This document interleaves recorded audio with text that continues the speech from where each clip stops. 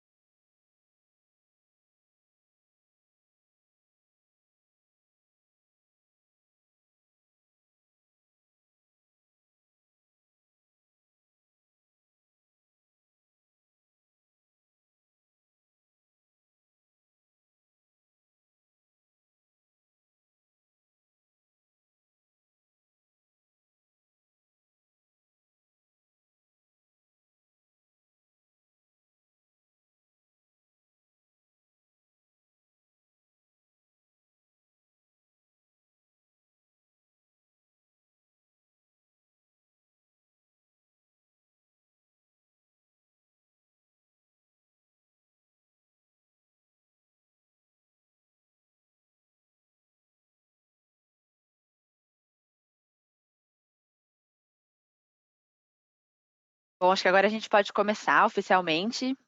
Bom dia, pessoal. Em nome da Foz, eu agradeço pela sua participação. O tema da nossa apresentação de hoje é otimização do processamento de oleaginosas através da tecnologia NIR. E quem guiará vocês durante essa webinar será o nosso apresentador, o Daniel Ferreira. A duração dessa webinar está estimada em 30 minutos, mais uma sessão de perguntas e respostas. E durante esse tempo, todos os participantes permanecerão multados para que a gente possa garantir a agilidade da palestra. Mas, por favor, fiquem à vontade para encaminhar suas perguntas e respostas e comentários através da plataforma e a gente vai abrir ao final uma sessão de perguntas e respostas com o nosso palestrante. Bom, eu passo agora o microfone ao nosso apresentador e desejo a todos uma boa webinar. Bom dia, pessoal. Primeiro, obrigado pela atenção, pela disponibilidade de todos. A gente sabe como é que é a correria do dia a dia e essa meia hora costuma ser bastante importante para resolver os assuntos da manhã. Então, agradecer bastante a atenção de vocês. A ideia aqui realmente é acabar em menos de 30 minutos, né, para não tomar o tempo de vocês. A ideia não é esgotar o assunto, nem ensinar vocês, mas a gente deixar portas abertas para a gente aprimorar os processos dos nossos clientes, oferecer alternativas para quem não é cliente e lançar a conversa, né? Então, a ideia, assim, passar uma coisa de por que se usa NIR, algumas ideias de aplicações, né, da onde os clientes, a gente percebe o cliente perde dinheiro e pode recuperar, né? Pode ter oportunidades de ganhos. Algumas noções rápidas de estatística e como a gente vê acompanhamento de processo e depois mostrar o que a Foz tem a oferecer. Então, hoje, no que a gente acompanha, principalmente, esses exemplos são mais voltados em farelo, mas acho que isso aqui vale para vários tipos de processo, não só grãos, não só oleaginosas, né? Isso aí vale para laticínios, para carnes, etc. A gente tem uma restrição em termos de amostragem. Então, no farelo, por exemplo, vocês processam milhares de toneladas de soja por dia, né? Que gera uma grande quantidade de farelo e de óleo. Mas no farelo, normalmente, quem não tem NIR coleta amostra de hora em hora, né? Na maioria dos lugares que a gente visita é assim. Com essas amostras de hora em hora é feita uma amostra composta, e essa amostra, que é um punhado de farelo, vai representar ali, às vezes, quase 1.000 toneladas, né? E essa amostra é analisada no turno seguinte. Então, ou seja, o resultado vai sair no próximo turno, muitas vezes no dia seguinte. Ou seja, já passaram milhares de toneladas. É um monitoramento passivo, né? Você não tem muito o que fazer com aquele dado. Então, as minhas perguntas, né, para vocês pensarem, assim, esse resultado que representa um turno, ele é altamente confiável? Você tem certeza que todas aquelas milhares de toneladas estão dentro daquele resultado? Se o resultado der fora, vocês conseguem ajustar o processo? Vocês sabem exatamente que ação tem que ser tomada, né? Como corrigir algum parâmetro de processo? E se corrigiu, vocês estão com total segurança de que o problema vai ser resolvido, na próxima amostra vai estar dentro? Então, eu coloquei um desenho aqui de que você acaba trabalhando de olhos vendados, né? Porque os resultados mostram o que já passou, não o que você está fazendo em tempo real. Esse daqui é um exemplo de um cliente, né, que não era soja, que era outro trabalho, outro produto, mas mostrando quando a gente colocou o NIR para trabalhar, mas ainda assim era um pontapé inicial no trabalho, e eles continuavam monitorando o processo apenas com os resultados da análise por via úmida. Então, você vê, aqui está bem claro, né? O padrão é 18, deu 17,8, eles modificaram o processo. Ou seja, jogaram o resultado, o padrão lá para cima. Ou seja, se aqui fosse algo que você está perdendo dinheiro, você está dando, né, proteína, ou seja, para o cliente. Então, é bem claro nesse gráfico que quando você tem um ponto acima, muito acima do alvo, provocava uma reação para baixar. Quando você tem um ponto baixo, aumentava. Então, você percebe que é o tempo todo correndo atrás do rabo. Né? Você tem traduzindo para a soja, você tem uma proteína alta, você abaixa algum parâmetro. Você tem a proteína baixa, você aumenta. Então, fica realmente, assim, não é um processo contínuo, né? Não é um processo, assim, não é uma solução definitiva. Então, aí entra por que um instrumento NIR? Qual é a vantagem, né? A gente já até escuta falar, mas NIR é caro, ou NIR é um luxo. Assim, a grosso modo, o que está acontecendo é aumento da frequência de amostragem. Desculpe. Aqui tinha um gráfico que não, agora foi. Então, num Kildle, né, no Duma, numa metodologia primária, a gente comentei agora que vocês conseguem uma amostra por hora, às vezes numa demanda extra vocês fazem mais, mas rotineiramente é isso. Com o NIR de bancada, você consegue dezenas de resultados por hora, né? Ele demora ali 20 e poucos segundos para ter um resultado, então aí depende da frequência de coleta de amostras, né? E da logística de amostras para o laboratório. E você tem um NIR em linha, que ele coleta resultados a cada 2 segundos. Então, você tem 1.800 resultados por hora. Aqui mostra um gráfico, um exemplo, né, que eu peguei na internet, mas que mostra, realmente, com poucos dados, você não tem uma conclusão matemática do que está fazendo. Ao passo que, quanto mais amostras, mais pontos, menor é o desvio padrão, menor é a margem de erro do resultado. Então, realmente, com um ponto por turno, é pouco, né, costuma ser pouco. Então, aqui, o que mostra esse próximo gráfico aqui? Hoje, pensando aqui num teor de proteína, que o mínimo seria 45,5, né, que é essa linha verde.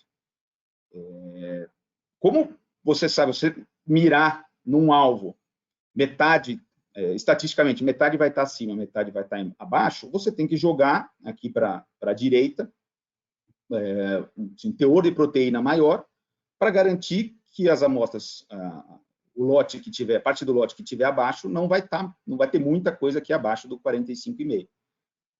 Isso porque você tem essa distribuição, muita variação, né, dentro do mesmo lote. Quando você consegue realmente controlar melhor o processo, diminuir a variação das amostras, você consegue jogar aqui mais para a esquerda, né, mais próximo ao limite, porque você sabe que a grande maioria do teu lote vai estar aqui dentro desse limite. Ou seja, pouca coisa vai continuar passando aqui do limite mínimo. Então, a média aqui, que era 46,3, você baixa aqui para 45,8, 45,9. Ou seja, você ganha aqui uma grande quantidade, como a gente chama de giveaway, né? Que você deixa de dar proteína para o cliente. Esse aqui também é um exemplo matemático, né? Não tem nada a ver com farelo também, que mostra 2 lotes de qualquer coisa, com a mesma média, mas com desvios padrões diferentes. Então, aqui você tem um lote com pouco desvio padrão, ou seja, seria um lote com uma especificação bem precisa, e aqui aquele lote com bastante variação, né? Você realmente embarca, se você não sabe se está com a especificação correta ou não, acaba tendo reclamações de clientes, etc. Então, assim, uma breve noção estatística, né? Esse aqui é o mesmo exemplo do que foi coletado nesse teste que mostrei nos gráficos anteriores. Então, são os resultados das análises de proteína. São 3 pontos por dia vezes 30 dias, né? São 90 pontos aqui nesse gráfico. Então, mostra o controle de proteína ao longo do tempo num período de 30 dias. Você vê que chegou aqui próximo de 44,5, mas também chegou a 49. Isso aqui é resultado do laboratório do cliente, da vidraria de reagentes do cliente. Isso aqui não tem nada a ver com NIR. Então, ou seja, dá para ver que que não é uniforme, está longe de ser algo controlado. O cliente, ele também faz análises em laboratórios terceirizados, que eles chamam de interlaboratorial. Então, realmente para certificar se o laboratório está, como é que está a uniformidade ou a precisão do trabalho. Esses próprios laboratórios externos ofereceram para a mesma amostra, né? Essa amostra foi homogeneizada e dividida em 13 porções da mesma amostra e mandada para 13 laboratórios. Tem de 45,5 até 48,5. Então, ou seja, também não é algo que, assim, saber quanto tinha de proteína nessa amostra que foi enviada. Não dá para concluir também. Mesmo nos laboratórios de referência, ou às vezes laboratórios internos, existem a questão do fator humano, né, da pesagem de reagentes,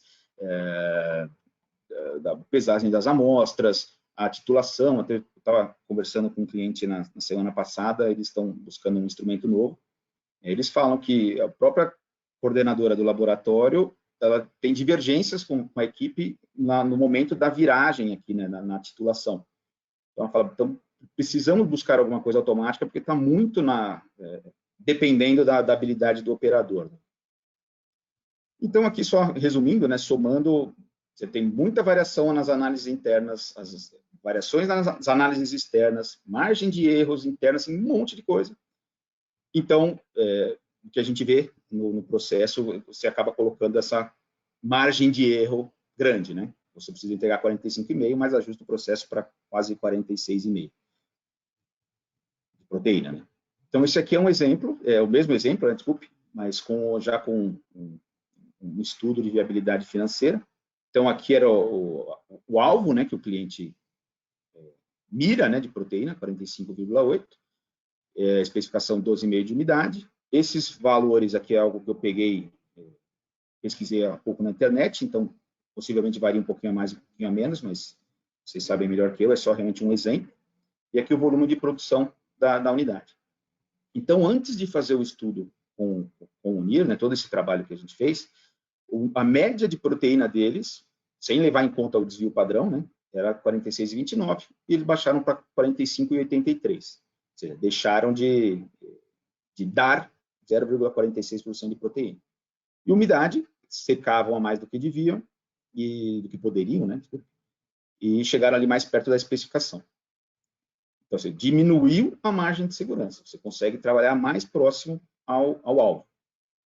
Então, com proteína, né, esse 0,46 seriam 7 toneladas a mais, 7 toneladas de casquinha de soja que poderia ser adicionada no farelo. Aí cada empresa tem a sua estratégia, né? Mas isso aqui é um exemplo do que poderia ser feito.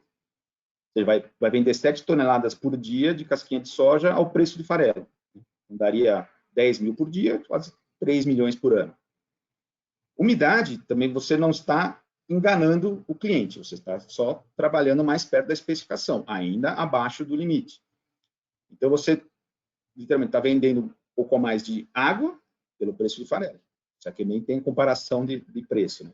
Então, daria um pouco a mais, 11 mil por dia, 3 milhões por ano. Mas aí você diz, no meu processo já está sob controle, eu não vejo possibilidade de ganhar tanto. Então, muda a conta para 0,1%, que é, assim, não tem como não melhorar pelo menos 0,1% com um controle adequado com o NIR. Mesmo assim, nos dois, a gente está falando aqui de 2 milhões por ano. Ou seja, um payback de... Depende de quantos instrumentos a gente está falando, mas, com certeza, menos de um ano, às vezes se fala de um instrumento só, meio ano ou menos. Então, quando os volumes são grandes, a solução se paga muito rápido. Esse aqui também, continuando com o mesmo exemplo, isso aqui era a distribuição, né, da proteína dos lotes, né, 46,31 era a média anterior, mas tinha uma grande variedade, né, de proteína, vários níveis diferentes. E aqui como ficou. Isso aqui foram uns 15 dias de trabalho, 10 dias de trabalho, não mais que isso, ou seja, tinha muito mais a ser feito. Mas é só para mostrar realmente que com pouco acompanhamento você já consegue acertar muito mais no alvo. Mesma coisa aqui para a umidade. Para a umidade era muita variação, tem bastante, mais ainda aqui na proteína, e como você consegue já atingir o alvo muito mais. E, de novo, é um início de trabalho. Só que ainda tinha muito ajuste fino para ser feito, mas em pouco tempo já se consegue bastante coisa. Esse aqui já é um exemplo com o Profos, que é o NIR Inline. Então, aqui dá para ver claramente, né, como essa aqui é a curva de proteína, então eles precisavam colocar ali para acima de 45,8. Você vê claramente como foram feitos ajustes no processo para colocar ele uniformemente aqui, em cima um pouco acima da especificação. A umidade é a mesma coisa. Baixou um pouquinho para ficar ali bem próximo ao limite. E aqui também o teor do óleo aí depende da especificação que está fazendo, mas também para chegar ali perto do... Assim, conseguimos baixar em torno de 0,5%. Então, aqui o NIR, você vê que o NIR em linha, ele não tem... você não pode falar, assim, não é adequado falar, mas aqui está dando 46, aqui está dando 45,9, alguma coisa assim. Ele serve para controlar a tendência de processo. Você realmente vê que está dando, ele tem uma variação, uma grande precisão, mas o produto está em movimento, né, em um grande volume. Então, você vê que você conseguiu manter o processo dentro da especificação, bem próximo da especificação. Ele é uma ferramenta de acompanhamento de processo muito precisa e muito sensível, né? Pequenas variações na proteína, ele já detecta. Então, aqui já indo um pouco para o final da conversa, a gente insiste, né, que a questão da precisão é fundamental. Então, o NIR, ele trabalha com base num banco de dados, ele é uma análise secundária, né? Então, ele joga um feixe de luz na amostra, perturba ali a molécula e capta essas vibrações, e aí tem um algoritmo para transformar isso num número, que vai ser buscado num banco de dados, e aí vai trazer um resultado, ele vai comparar com um banco de dados. Então, se a análise de referência, Kildo, Dumas, umidade, ou o que for, não for precisa, por exemplo, você tiver um laboratório não confiável, instrumentos antigos, né, que podem ter, eventualmente, vazamentos, etc., dificilmente você vai conseguir um ajuste preciso no NIR, né? É fundamental, realmente, confiar e ter precisão na referência. Assim, a gente sabe um processo que a gente demorou muito para ajustar por esse tipo de dificuldade e outros que foram resolvidos. Assim, o projeto estava entregue em poucos dias porque realmente os dados eram precisos e com alta repetibilidade. E aqui que é importante, o NIR nunca irá performar melhor do que as análises de referência. Então, independente se o NIR é nosso, se o Kildo ou o Dumas é nosso ou do concorrente. Precisa de referências precisas e com alta repetibilidade. Isso não tem como fugir. Isso aí é a base de qualquer trabalho que a gente faz com nossos técnicos, com os nossos especialistas de aplicação e etc. E além da precisão, a confiabilidade também é fundamental. E aí, já também aqui finalizando, o que a Foz oferece como uma solução para todos esses desafios do processamento? O Smart Care, que muitos de vocês já possuem, ele traz, entre várias outras vantagens, isso a gente pode depois, como todos os detalhes da apresentação aqui, a gente conversar detalhadamente em seguida, mas quantas vezes ele for renovado nesse contrato, a garantia do instrumento vai sendo renovada ao mesmo tempo, então você pode, por exemplo, ter uma garantia do instrumento eterno. Nesse pacote, são diversos níveis, né, de pacote, mas alguns têm, nos principais, tem manutenção presencial e remota inclusa, então você já paga junto com o instrumento, por 2 ou 3 anos, todas as visitas, peças, ou seja, ele não vai pagar deslocamento, não vai pagar refeição, gasolina do técnico, já está tudo pago. As peças de reposição do kit básico, né, aí não incluem peças que possam ter sido danificadas pela operação, mas já é um kit previsto em contrato. Então, ou seja, o instrumento bem cuidado, você já está com as visitas, as peças, tudo incluso, não vai ter nenhuma surpresa, é só ligar e agendar, né? Ou o nosso pessoal também liga e faz o contato. Os serviços digitais, por exemplo, o FOS Manager, você consegue ter acesso aos dados, por exemplo, de um Profos ou de um Nirelinha, cruzar todos esses dados, a diretoria receber relatórios configurados, o gerente industrial, o supervisor de operações, o pessoal de qualidade, etc., você sabe exatamente o que está acontecendo, consegue acompanhar à distância, você consegue replicar de instrumentos de um para outro, então, para quem tem mais de uma unidade, um NIR de bancada, você consegue fazer essas validações, né, com química úmida num instrumento e replicar para os demais, você não precisa fazer essas análises para todos os instrumentos. Então, ou seja, isso é uma economia de tempo e custo e dor de cabeça gigantesca, isso é um enorme diferencial, né?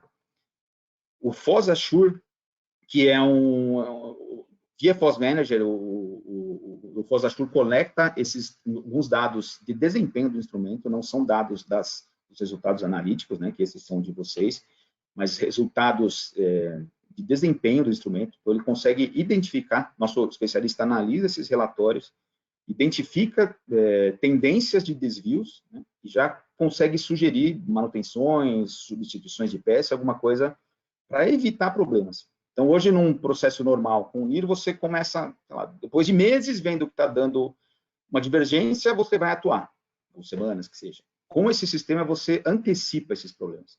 Então, o que isso tudo quer dizer, no fim das contas? É que você antecipa problemas, antecipa custos e sabe que o instrumento está operando sempre no pico de performance. Então, assim, tranquilidade e certeza de que está trabalhando com o máximo de precisão que o instrumento pode oferecer.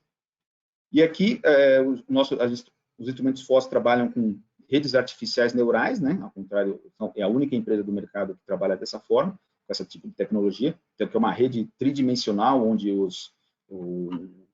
instrumento busca esses dados, esse resultado no banco de dados, um nível de precisão muito maior, e até para construir a calibração demanda muito menos, ou fazer ajustes, né, adaptações na calibração demanda muito menos amostras.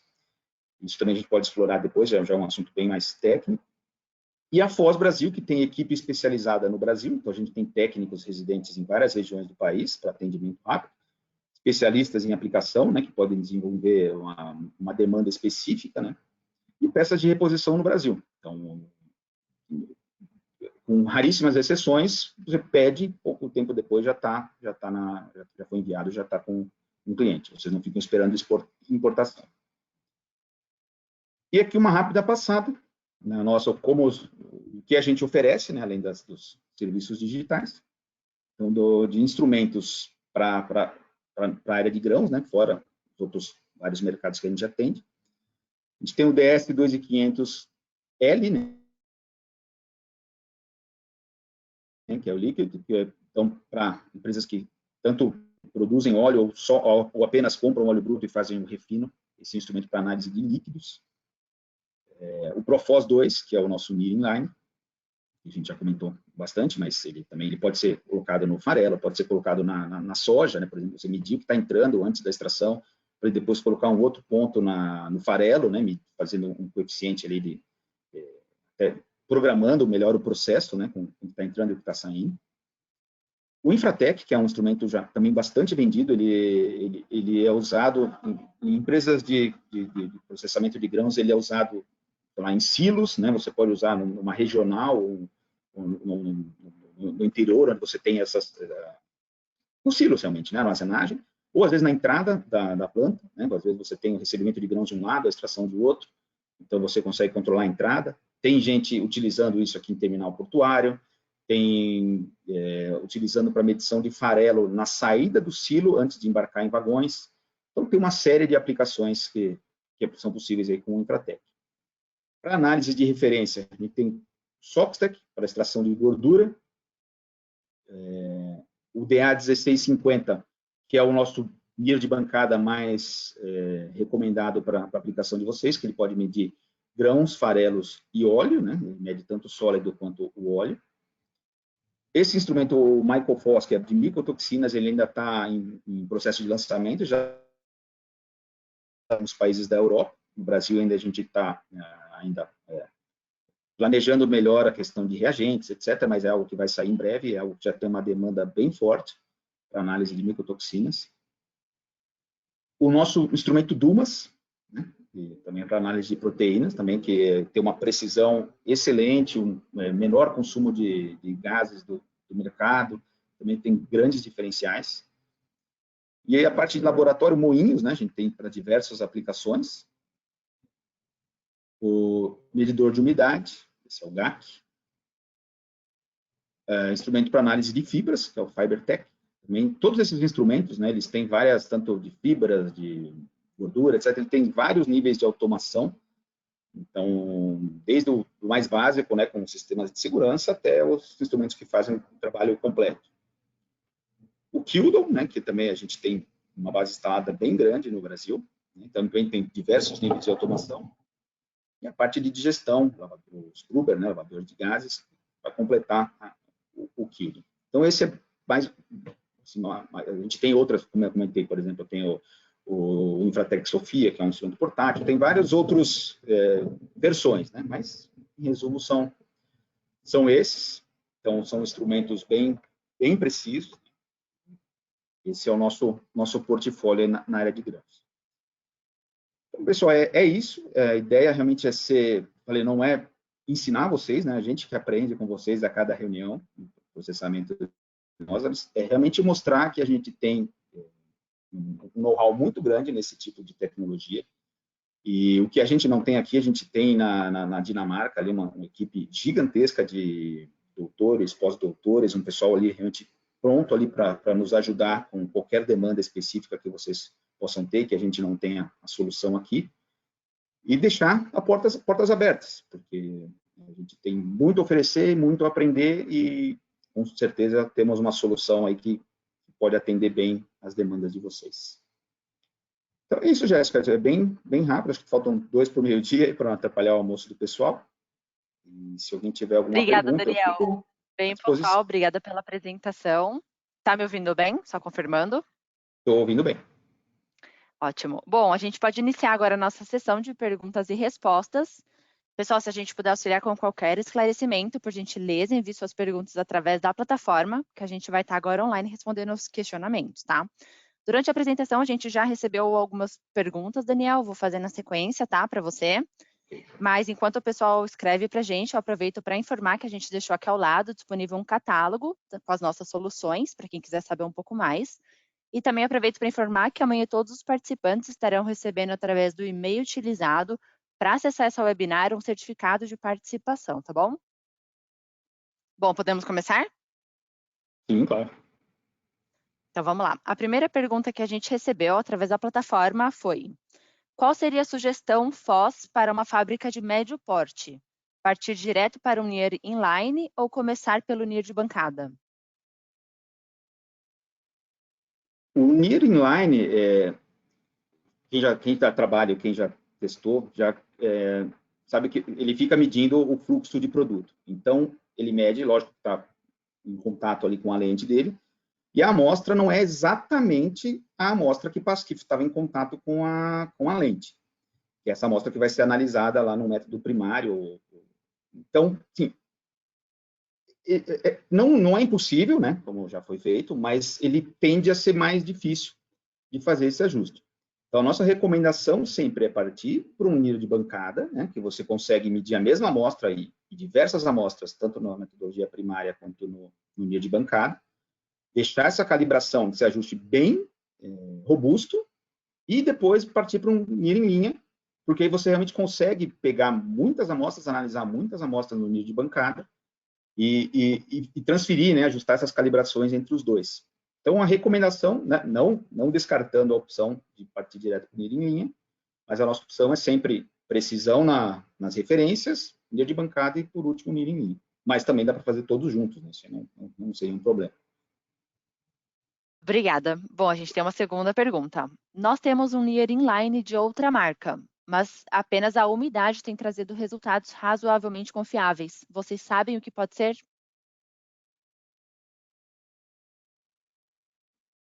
A gente não pode falar de instrumentos de concorrentes e também da análise de referência, né? A gente, quando trabalha com o nosso Kildo, o nosso Dumas, o nosso NIR, a gente sabe o que fazer. Então, depende por exemplo, cada instrumento tem uma resolução espectral diferente, tem calibrações diferentes, mas como uma ajuda, né, como uma dica, é primeiro verificar a análise de referência.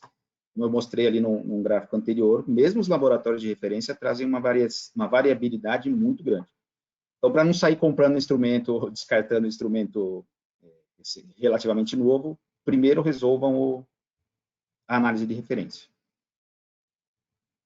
Perfeito. Outra pergunta. Esse equipamento pode ser colocado em linha ou somente laboratório? Então, tem o NIR de bancada e tem o NIR de laboratório. O NIR em linha depende do tamanho da planta, né? Tem gente que coloca no laboratório central, mas aí geralmente depende do tamanho da planta, né? Tem a logística, né, de pegar a amostra e chegar lá no laboratório, às vezes a distância não é pequena, e você pode colocar do lado da linha, né, para coletar a amostra e já medir de bancada do lado. Você ganha bastante tempo. Ele é um instrumento, ele é protegido, né, contra posse, ele não pode ficar embaixo de uma esteira recebendo o pó, mas uma salinha fechada, próximo, onde fique, por exemplo, um notebook, ele pode ficar tranquilamente. Então, depende, mas assim, a sugestão ele está mais próximo do processo, para quanto mais amostra, melhor.